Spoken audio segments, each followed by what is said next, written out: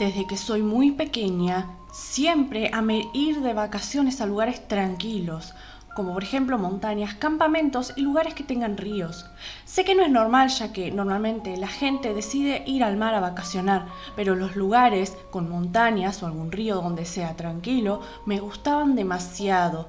Era como si en esos lugares el tiempo se detuviese para mí.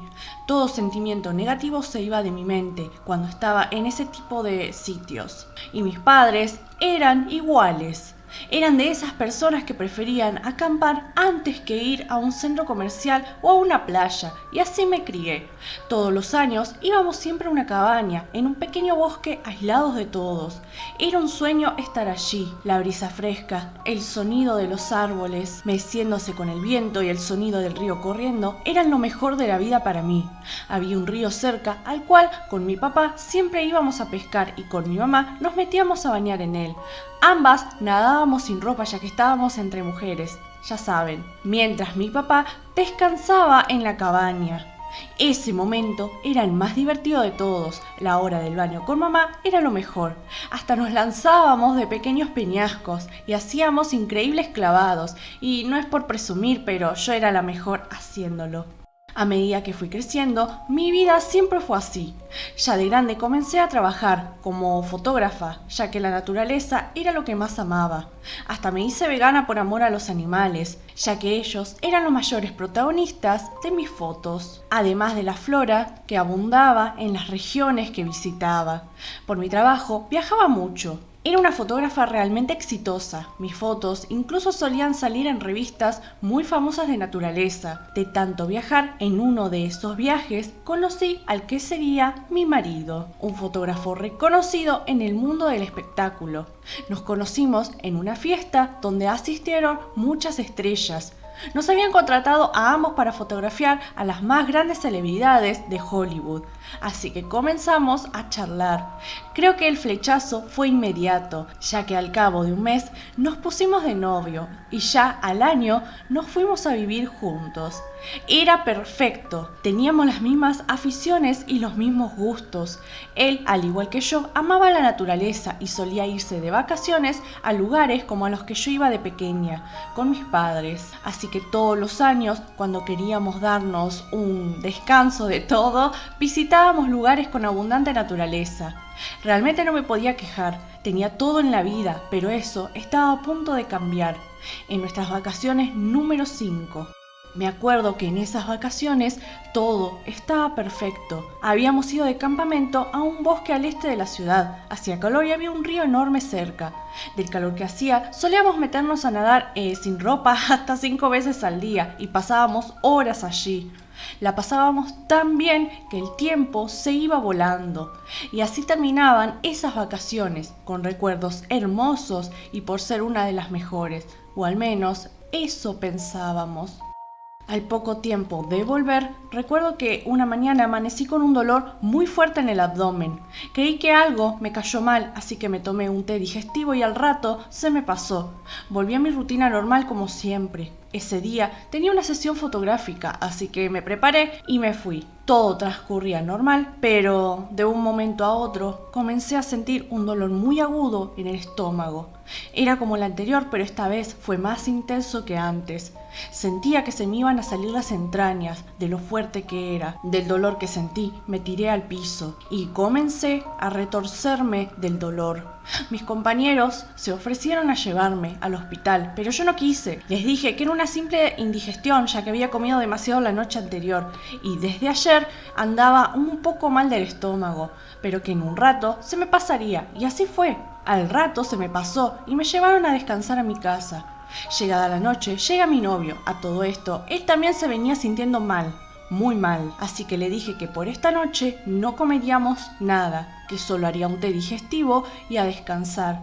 Él estaba pálido y solo asintió con la cabeza de forma afirmativa. Se lo veía enfermo, así que se acostó antes que yo. Me quedé despierta un rato más hasta que me venció el sueño. Entrada la madrugada, más o menos a eso de las 3, Me despertó un dolor agudo de nuevo en el estómago. Esta vez era aún más fuerte. Era tan fuerte que grité de dolor. Intenté despertar a mi marido, pero él no me respondía. A pesar de los alaridos que pegaba, este yacía inmóvil junto a mí. Grité y grité desesperada, y yo no tenía respuesta de él. Tenía demasiado dolor, pero eso no evitó que observara del lado de donde dormía él. Las sábanas estaban empapadas en sangre. Prendí las luces y vi el horror en persona. Al levantar las sábanas, no solo había sangre, sino que también el miembro de mi marido estaba destrozado. Y alrededor de él y en casi toda la cama había una especie de criaturas viscosas que se retorcían de forma desagradable. Vomité al ver esto. Era desagradable. Y allí fue cuando me di cuenta que mi novio estaba muerto. Quizá ese dolor que él sentía.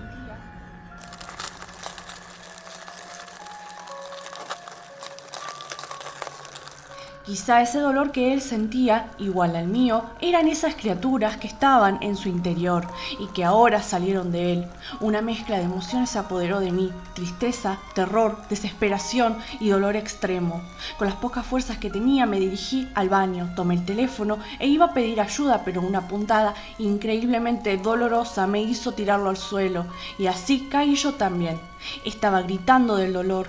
Era tan fuerte que me cortaba el aliento. Lo peor era que podía sentir aquellas cosas cómo se movían en mi interior. Grité tanto que en un momento sentí que algo salió expulsado de mi vagina. No paraban de salir esas cosas viscosas, horrendas. Eran decenas, pequeñas pero muchas. Parecían como huevecillos y estaban saliendo de mí. Ahí fue cuando finalmente me desmayé. Amanecí al día siguiente en el hospital. Unos vecinos habían oído mis gritos y llamaron a la policía. Así fue como me encontraron. Los médicos me dijeron que fui afortunada, ya que, de no haberme encontrado a tiempo, hubiera muerto igual que mi esposo. Ellos, cuando me explicaron lo que nos sucedió, me quedé pasmada y no caía en la realidad.